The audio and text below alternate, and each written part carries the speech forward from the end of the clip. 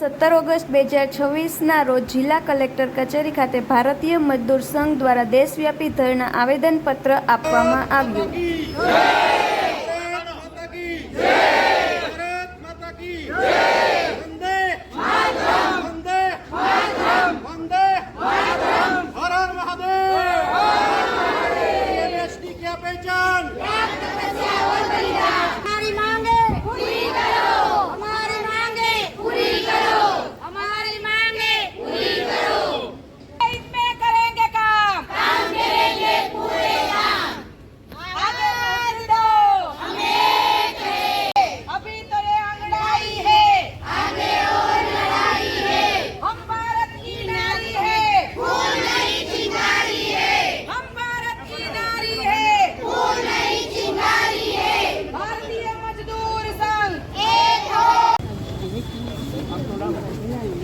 મારું નામ આલુભાઈ ઝાલા, રાજકોટ ભારતીય મજદૂર સંઘ જિલ્લાની અધ્યક્ષની જવાબદારી।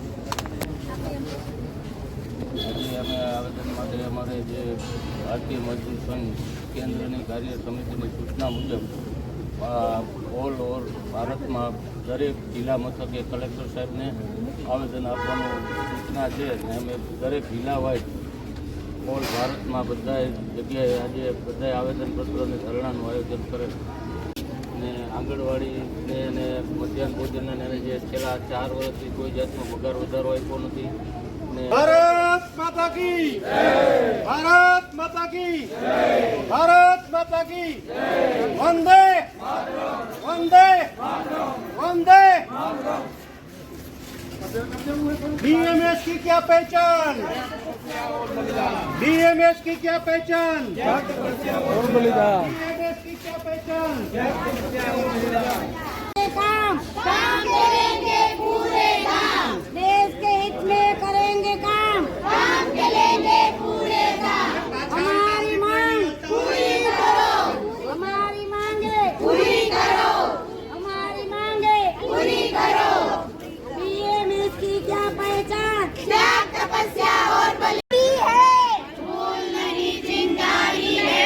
हम भारत की नारी है, फूल नहीं चिंगारी है।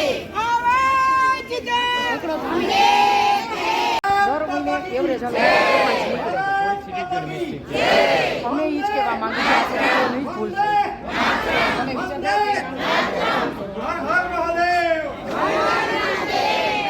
લઘુત્તમ વેતન આપે અને કા પછી આપણને 24,800 આપે, જે હાઈકોર્ટનો ચુકાદો આવી ગયો છે।